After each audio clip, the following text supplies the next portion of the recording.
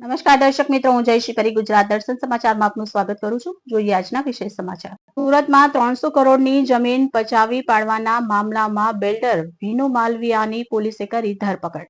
સુરત 300 કરોડની જમીન પચાવ કૌભાંડમાં બિલ્ડર વિનુ માલવિયાની ધરપકડ કરવામાં આવી. નવી શરતની જમીનને હેતુફેર કરવા માટે કલેક્ટરની પરવાનગીની જરૂર, પરંતુ કૌભાંડીઓએ કોઈને પણ ગણકાર્યા નહીં. પક્ષકારોની ગેરહાજરીમાં સમાધાન કર્યાનું કહી કોર્ટમાંથી હુકમનામું મેળવી લેવાયું. જૂની તારીખના એક જ સ્ટેમ્પ પેપરનો 2 વાર ઉપયોગ, જેના આધારે બોગસ દસ્તાવેજ પણ બનાવવામાં આવ્યા.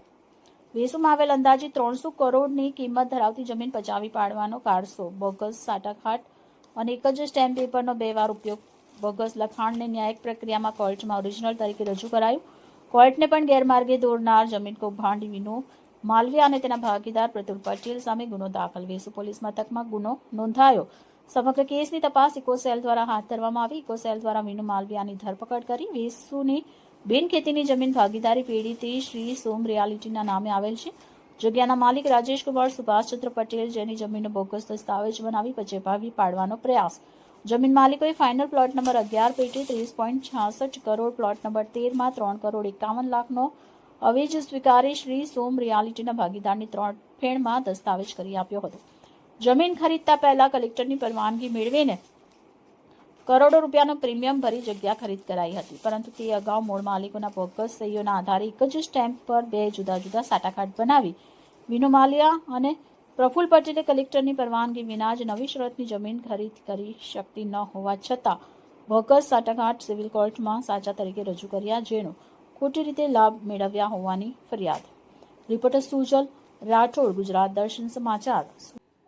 સુરત શહેર પોલીસ આર્થિક ગુના નિવારણ શાખા ઇકોનોમિક ઓફેન્સિવ વિંગ જે સમગ્ર શહેરમાં જે પણ આર્થિક ગુનાઓ દાખલ થતા હોય છે, જે જમીનને રિલેટેડ હોય, ડાયમંડ બિઝનેસને રિલેટેડ હોય, ટેક્સટાઇલને રિલેટેડ હોય કે કોઈ પ્રોપર્ટી રિલેટેડ હોય, આ બધા ગુનાઓની તપાસ ડાયરેક્ટ પોલીસ કમિશનર ગેહલોત સાહેબના માર્ગદર્શન અને રાઘવેન્દ્ર વત્સ સરના માર્ગદર્શન અને સૂચના મુજબ તપાસ થતી હોય છે.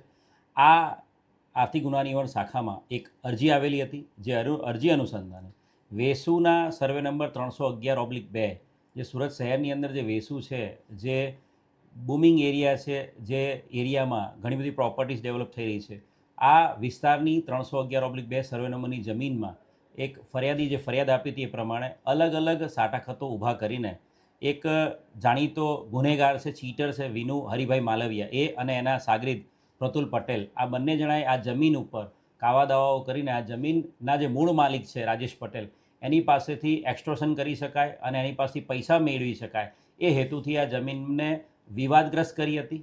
આ જે આરોપીઓ છે વિનુ માલવિયા અને પ્રતુલ પટેલ, આ બંને જણાએ આ જે સર્વે નંબર 311/2ની જમીન જે છે એ જમીનની અંદર એક જ સ્ટેમ્પ પેપર નંબર, જે 5062 સ્ટેમ્પ પેપર નંબર, એક જ નંબર ઉપર 2 અલગ અલગ તારીખોના ખોટા સાટાખતો ઊભા કરી લીધેલા હતા. અને એ સાટાખતોના આધારે આ જમીનને વિવાદગ્રસ્ત કરવા માટે એમણે અલગ અલગ કોર્ટમાં દીવાની દાવાઓ દાખલ કરેલા હતા.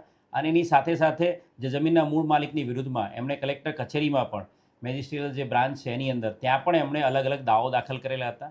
સમગ્ર અરજીની તપાસ દરમિયાન એવું ક્લિયર કટ જોવા મળ્યું હતું કે આ જે સાટાખત ઊભા કરેલા છે એક જ રેવન્યુ સ્ટેમ્પ નંબર ઉપર અલગ અલગ તારીખોના, મે મહિનાની 2001ની મે મહિનાની તારીખ અને 2001ની ઓગસ્ટ મહિનાની 2 અલગ અલગ મહિનાઓના અલગ અલગ તારીખોના એક જ રેવન્યુ સ્ટેમ્પ ઉપરના સાટાખતો આ જોતા ઉડીને આગે વળગી એવી હકીકત મળી હતી કે આ સાટાખતો છે એ ખોટા ઊભા કરવામાં આવ્યા છે અને પાછળથી આ સાટાખતોનો ઉપયોગ આ જમીન છે ને વિવાદગ્રસ્ત બનાવવા માટે અને જમીનના મૂળ માલિક પાસેથી પૈસા પડાવવા માટે આખો આ સાટાખત ઊભા કરેલા હતા.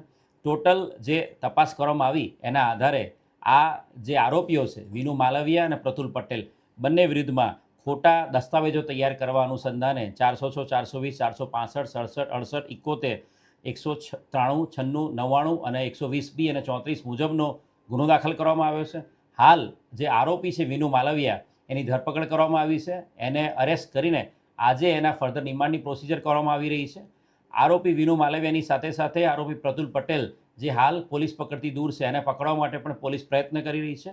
વિનુ માલવિયા જાણીતો ગુનેગાર છે. સુરત શહેરની અંદર ટોટલ અલગ અલગ 11 જેટલા એની વિરુદ્ધમાં ગુનાઓ દાખલ થયેલા છે અને એનો ગુનાહિત ઇતિહાસ 2009થી આજ સુધીનો છે. 2009થી 2026ની વચ્ચે એની વિરુદ્ધમાં અલગ અલગ 11 ગુનાઓ દાખલ થયેલા છે, જેની અંદર 8 જેટલા ગુનાઓ આ જ પ્રકારના છેતરપિંડી અને ફોર્જરીના 400, 420, 465, 67, 68, 71ના ગુનાઓ છે. એ ઉપરાંત એક એક્સટોર્શનનો ગુનો પણ એની વિરુદ્ધમાં દાખલ થયેલો છે, એક રાયોટિંગનો ગુનો પણ એની વિરુદ્ધમાં દાખલ થયેલો છે અને એક આઈટી એક્ટનો ગુનો પણ એની વિરુદ્ધમાં દાખલ થયેલો છે. આરોપી વિનુ માલવિયાની વધુ વિગતવારની પૂછપરછ કરવામાં આવી રહી છે અને મીડિયા મિત્રોના માધ્યમથી આ આરોપી વિનુ માલવિયા અને એના જેવા કોઈ પણ ચીટર જો આપની પાસે કોઈ પણ પ્રકારનું જો ચીટિંગ કરતા હોય તો આપની પાસે કોઈ પણ પ્રકારના આપની જમીન અનુસંધાને એમણે કોઈ ખોટા સાતહકત ઊભા કરેલા હોય, કોઈ આપની પાસે એમણે પૈસાની માંગણી કરતા હોય જમીન વિવાદગ્રસ્ત કરીને એનું ટાઇટલ ક્લિયર જે હોય એને બગાડીને, તો તાત્કાલિક આપ સુરત શહેર પોલીસ ઇકોનોમિક ઓફેન્સ વિંગનો સંપર્ક કરી શકો છો અને સુરત શહેર પોલીસ ગેહલોત સાહેબના માર્ગદર્શન હેઠળ આવા કોઈ પણ ગુનેગારોને પકડીને દરેક વ્યક્તિને એમનો ન્યાય અપાવવા માટે તત્પર છે.